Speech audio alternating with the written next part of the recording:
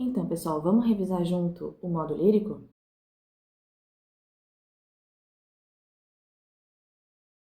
Nas nossas aulas, a gente viu que o modo lírico, ele advém de um contato com a música. Lírico deriva do grego líricos, ligado à lira, instrumento que acompanhavam os poetas líricos na Grécia Antiga. Essa é uma das formas fundamentais de literatura, marcada pela subjetividade, musicalidade e expressão emocional. Ao contrário dos modos épico e modo dramático, o lírico tem uma profunda conexão com o eu, pois enfatiza a interioridade e a comunicação sensível da experiência humana a partir da ótica do eu lírico. Como nós vimos, dentro do modo lírico nós temos alguns gêneros que são pautados na estrutura do nosso poema. A ode é um poema solene, celebra alguém ou algo. A elegia tem tom melancólico, sobre morte ou perda. A épogla, idealização da vida no campo. O hino, exaltação patriótica ou religiosa. O madrigal, poema curto e amoroso. O soneto possui 14 versos, distribuído entre 2 quartetos e 2 tercetos. A balada traz narrativa com reflexões e tom trágico ou romântico, e a lira, que vem em decassílabos ou heptassílabos e tem tema lírico. Porém, nós também vimos que as formas modernas de escrita poética são diferentes. Na modernidade surge o verso livre, que não tem métrica nem rima fixa, o poema concreto, que tem exploração visual e gráfica, e, mais recentemente, o poema visual objeto, que tem uma integração entre a imagem e a forma em 3D. Nós revisamos alguns poetas antigos, como os poetas gregos Safo e Píndaro, que exploram temas como amor e natureza, e Catulo, que também se destacou na época clássica, um poeta romano que se aprofunda na expressividade pessoal. E então, a pedido de vocês, nós demos uma bela pausa em Horácio. Horácio, que já tinha sido mencionado quando nós falamos do conceito de literatura e quando vimos os modos e gêneros literários. Então, a pedido de vocês que sabiam um pouco da arte poética de Horácio, a Epístola ad Pisones, nós paramos para dar uma olhada no fazer poético de Horácio. Mas vamos abrir um parênteses e vamos lembrar desse Horácio da arte poética, desse Horácio da Epístola ad Pisones? Vamos lembrar o que Horácio, enquanto crítico, dizia? Horácio, lá na Epístola ad Pisones, tem posição bastante firme quanto fazer literário. Para ele, uma coisa é uma coisa e outra coisa é outra coisa. O que quer dizer com isso? Lembram da metáfora da forma de bolo? Se eu quero fazer um gênero específico, eu não posso usar a forma de um outro gênero. Se eu vou fazer um bolo de chocolate, eu tenho que fazer na forma retangular. Se eu vou fazer um bolo de laranja, só pode ser em forma de pudim. Fazer bolo de laranja em forma retangular? Nem pensar para Horácio. O que isso quer dizer? Bom, Horácio não aceitava a hibridização dos gêneros, e para ele, um grande poeta seria aquele que conhecesse profundamente a estrutura do gênero que gostaria de criar. Não bastava supor que tinha uma capacidade natural para a coisa, era preciso estudar. O lema de Horácio era ut pictura poesis est, ou seja, o poema deve ser como a pintura. Um poema deve ter coerência interna e unidade estética e precisa evitar misturas desordenadas de estilo. Para Horácio, não bastava confiar apenas na inspiração ou no talento natural. Escrever precisava de esforço e estudo. Era necessário evitar exageros e artificialidades, conhecer o público leitor e ter um equilíbrio entre a utilidade do poema e o estilo. Ele também menciona a questão da revisão. Segundo Horácio, era importante que o poeta escrevesse um poema e o deixasse quieto por uns 9 dias, retomando a ele com uma visão mais clara e mais límpida para fazer a revisão. E ele ainda critica o apego vaidoso ao verso, dizendo que essa é uma atitude que pode ser nefasta.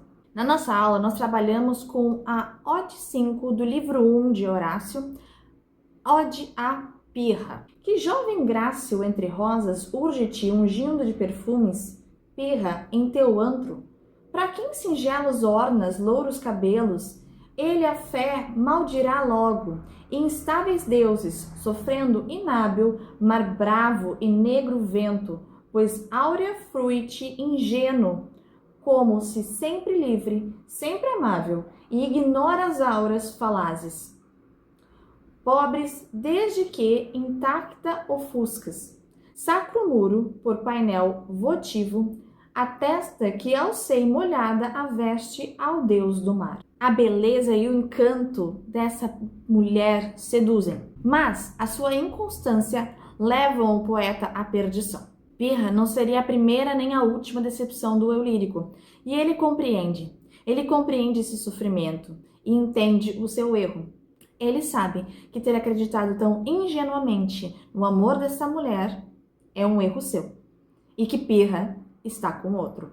Bom, infelizmente esse vídeo é um pequeno resumo, só uma revisão para a prova. Mas vale lembrar que em língua portuguesa ninguém se inspirou mais em Horácio do que Fernando Pessoa, em seu heterônimo Ricardo Reis. Isso, anota aí, fica de spoiler para a literatura portuguesa. Na sequência histórica, abandonando o mundo clássico, saindo de Grécia e Roma e entrando na Idade Média, nós vimos as cantigas. Eu trouxe como exemplo o Ai Flores de Verde Pino, do nosso querido rei Dom Dinis. Nessa cantiga de amigo, em que a voz do poema, o eu lírico, é feminino e ressente a ausência de seu amigo, de seu namorado, vocês puderam perceber o vínculo do gênero com a música.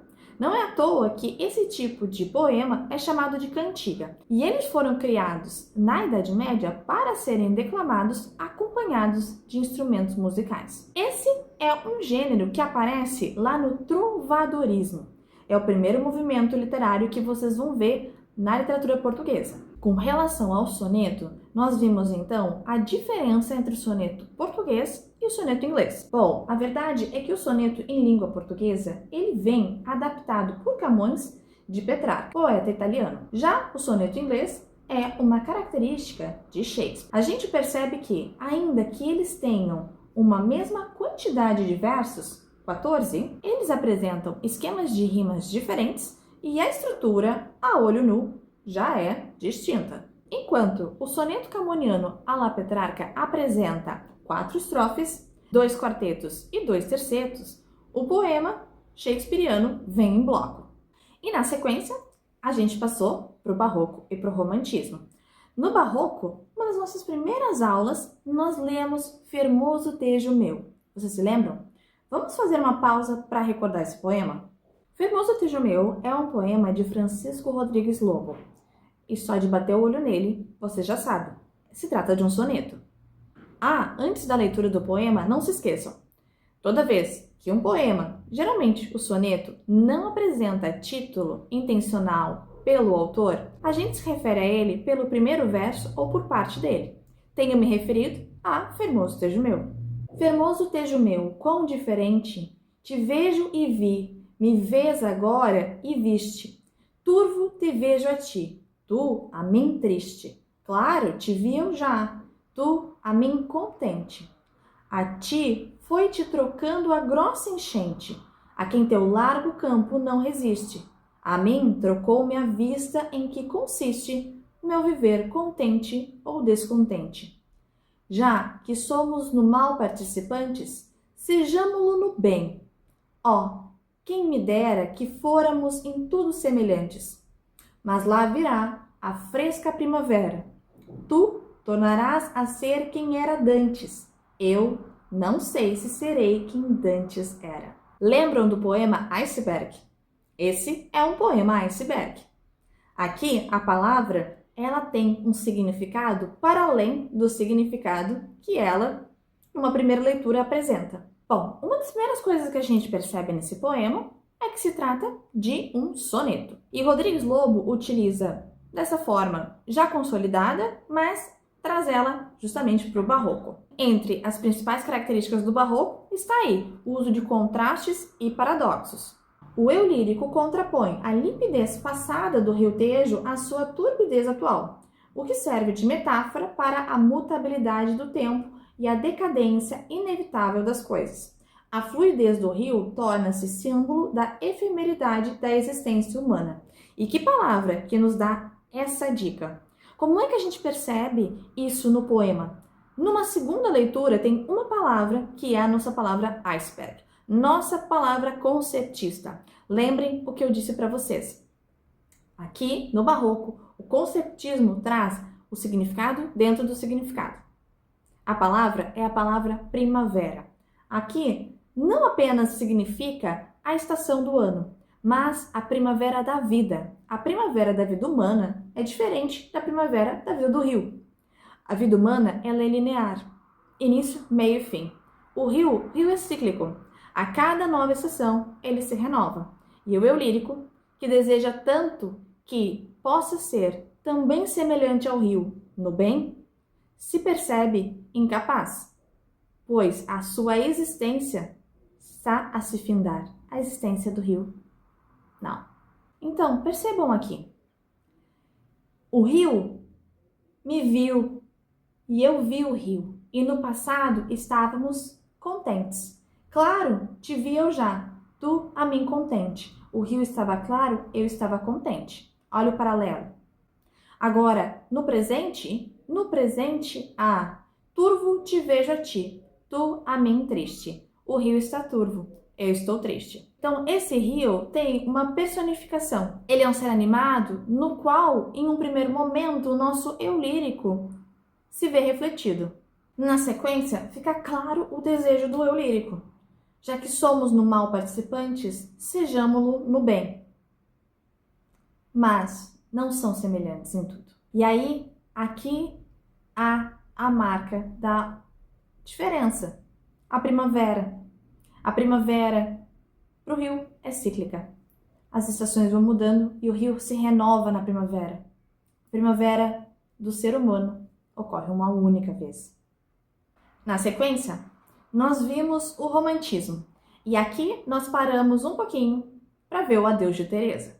Esse é um dos últimos poemas de Castro Alves, que se sabe que ele tem escrito. Aqui nós temos um poema que pertence à terceira geração do romantismo. Então lembre, eu falei das 3 gerações rapidamente que existem no romantismo brasileiro. A primeira geração, a geração nacionalista, a segunda geração, a geração do mal do saco, e a terceira geração, a geração do condor. Porém, esse Castro Alves aqui não é o mesmo Castro Alves de O Navio Negreiro. Aqui temos o Adeus de Teresa, um dos últimos poemas que se sabe que o Castro Alves tem escrito. Esse poema já tem um pé no realismo, o Adeus de Teresa.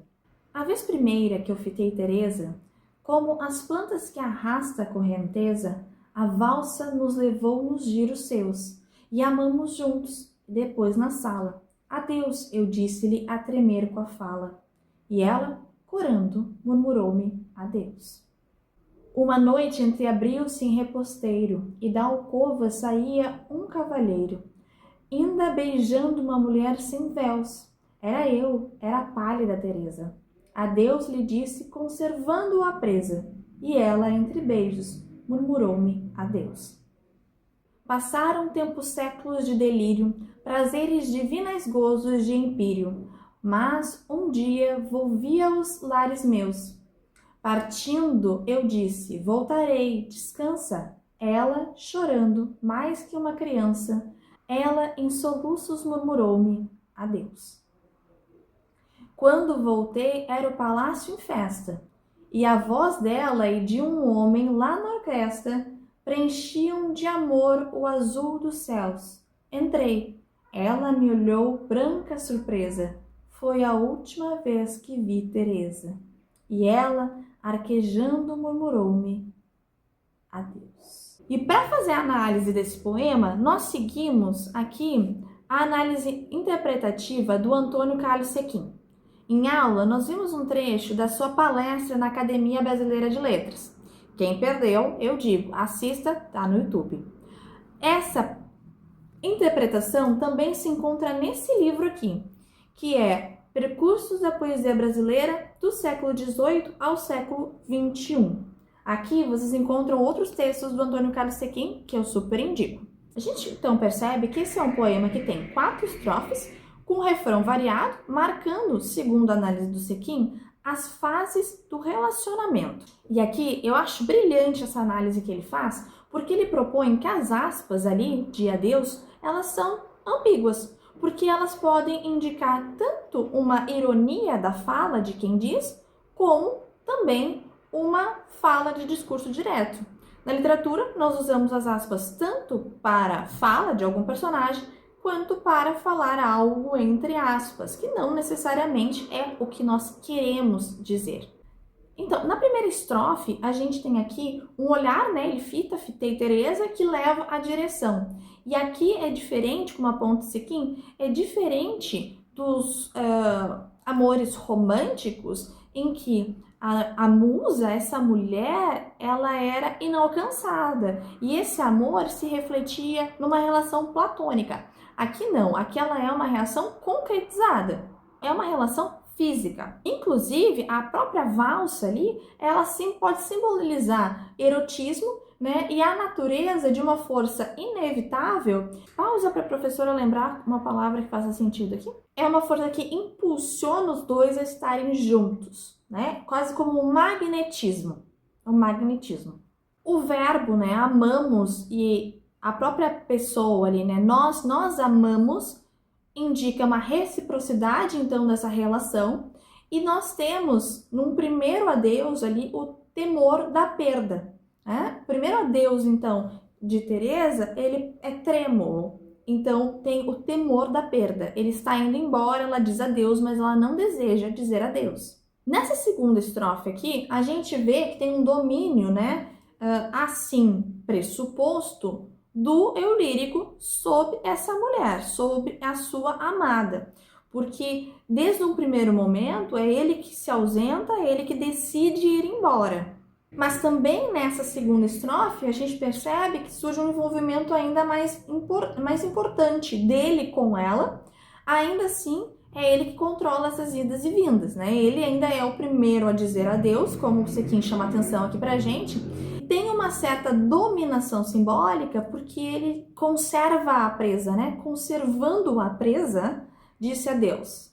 Então, tem também uma sensação de apego aqui. Ele está dizendo adeus, mas está conservando a presa nesse adeus. Pode ser tão físico quanto emocional. Ele conserva a amante presa a ele, presa a esse amor, a esse relacionamento. Na terceira estrofe acontece algo bem interessante, olha ali. Porque aqui a gente já não tem a mesma sucessão de eventos, a repetição deles, né? Da forma como a gente tem na primeira e na segunda estrofe. Parece ser aquilo que sanciona esse adeus como um adeus definitivo. Na quarta estrofe, a gente tem a afirmação dessa nossa compreensão, né? A gente tem aqui um retorno a uma cena da cena inicial, então a primeira cena onde eles se encontram foi na valsa, e agora ele retorna e temos um baile, temos dança, temos música, porém o cavaleiro que está com ela não é mais ele, é um outro, então um outro habita seu lugar. E aqui vocês podem perceber, quem assume a fala, quem controla esse cenário é a própria Teresa. É ela que vai dizer adeus. Nesse poema, o Castro Alves ele rompe com a ideia do amor puro, mas também rompe com a ideia da mulher submissa e do amor eterno. Na sequência, a gente foi ao modernismo e eu não quero me prolongar muito aqui nessa aula, então eu não vou revisar os poemas que nós vimos da Cecília Meirelles. Mas fica o convite para que vocês voltem ao material e deem uma bela olhada nesses poemas. Vamos revisar a escansão? Brevemente, escansão e métrica. O que é escandir um poema? Escandir significa contar as minhas sílabas poéticas. Não é a mesma coisa que sílaba gramatical. Vocês nunca mais vão esquecer o exemplo de casa amarela, não é mesmo?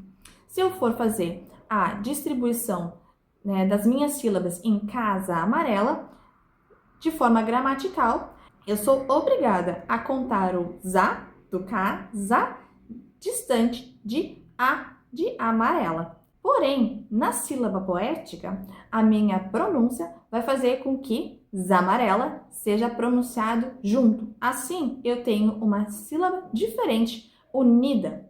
Mas como? Nem tudo é casa amarela? Vamos dar uma olhada no Juca-Pirama? E Juca-Pirama. Meu canto de morte, guerreiros ouvi, sou filho das selvas, nas selvas cresci, guerreiro, desço da tribo Tupi, da tribo punjante, que agora anda errante, por fado inconstante, guerreiros nasci. Sou bravo, sou forte, sou filho do norte, meu canto de morte, guerreiros ouvi. Lembram que eu acabei de revisar com vocês a questão do nacionalismo, primeira geração do romantismo? Aqui estamos com o Ijuca Pirama, que é um exemplo dessa primeira geração nacionalista. Mas vamos voltar aqui para a questão da métrica. Se eu for distribuir as sílabas gramaticais, fica assim: meu canto de morte. 6 sílabas. Próximo verso. Guerreiros ouvi. 5 sílabas. Sou filho da selva. 6 sílabas. Mas na nossa canção, a gente não leva em consideração as sílabas gramaticais. Primeira regra: para saber as sílabas poéticas, conta-se até a última sílaba tônica do verso. Então, vamos lá. A última sílaba, a sexta ali, não é contabilizada. Isso quer dizer que, quantas sílabas eu tenho em cada verso? 5 sílabas. Meu canto de morte. Guerreiros ouvi. Sou filho da selva. Certo? A segunda regra: a contração das vogais que ocorre quando uma vogal é absorvida por outra. É dominada de sinalefa, que é o que acontece com casar amarela. Mas vamos para o Juca Pirama. Da tribo pujante. Que a agorandarte. Que agorandarte. Então, eu tenho aqui o QA, que se junta, o RAAN e o DAER. Assim como na terceira sílaba do seguinte verso. Doim. Por fado inconstante. Então, não esqueça. Aqui conta-se pela sonoridade. Antes da gente terminar essa revisão, eu quero comentar alguns livros para vocês. Eu indiquei do Antônio Carlos Sequin. Quero indicar para vocês, caso vocês queiram saber mais futuramente sobre a linguagem literária, temos esse aqui da série Princípios, do Domício Proença Filho, a linguagem literária. Domício Proença Filho, que também é um dos imortais da Academia Brasileira de Letras, que por sinal também tem palestras maravilhosas dele lá no no YouTube da ABL. Temos também esse aqui, da Norma Goldstein, falando sobre o verso, rimas e sons, versos, sons e ritmos, tá? Em que ela vai se destinar especificamente a essas questões de estrutura do poema. E temos também esse roteiro aqui, para quem quiser se aprimorar, assim como no outro que eu tinha falado também do Sequin, de poesia brasileira. Nós temos aqui diversos poemas do romantismo, e, inclusive, autores não tão conhecidos. Então, é muito interessante para a gente dar uma olhada, nós, pessoas das letras, que a gente conheça a poesia do nosso país, não só aqueles autores que são canônicos, mas também aqueles que são um pouco desconhecidos, ou autores que são mais conhecidos em outros gêneros, como é o caso do Bernardo Guimarães. O Bernardo Guimarães, poeta, é menos trabalhado do que o romancista.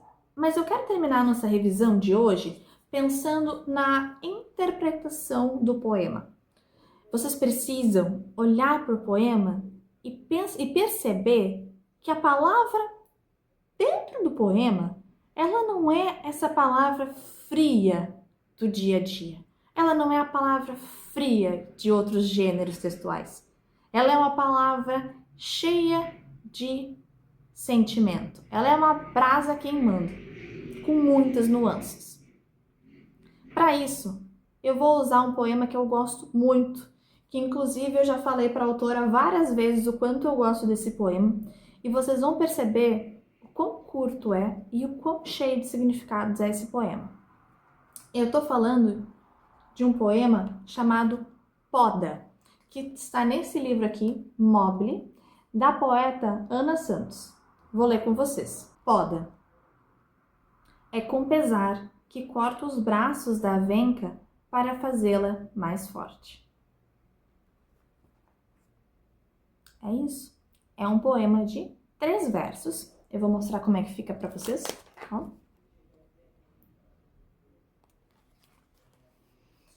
Vamos analisar esse poema tão curtinho? O nome do poema é Poda. E por que esse poema mexe tanto quando a gente faz a leitura dele? Porque essa voz corta os braços. Ela não corta os galhos. Ela corta os braços da Avenca. Ela transforma a Avenca em um ser quase humano. É uma figuração do humano. Assim como em Formoso Tejumeu, a gente tinha o rio quase humano, uma figuração quase humana. A Avenca, ela é quase humana. Estamos cortando, a voz está cortando aqui os braços da Avenca. E está pesarosa por isso. Tem sentimento contrário a isso. Mas tem também uma certeza. Corto os braços da Avenca para fazê-la mais forte. Corto aquilo que causa sofrimento ao ser desprendido, mas que projeta esse ser para um estado melhor. Quantas coisas a gente se desfaz na vida para que possamos alcançar estados e estágios melhor. E nem por isso sofremos menos. Quantos braços já não perdemos? Quantos braços já não, por vontade própria, cortamos?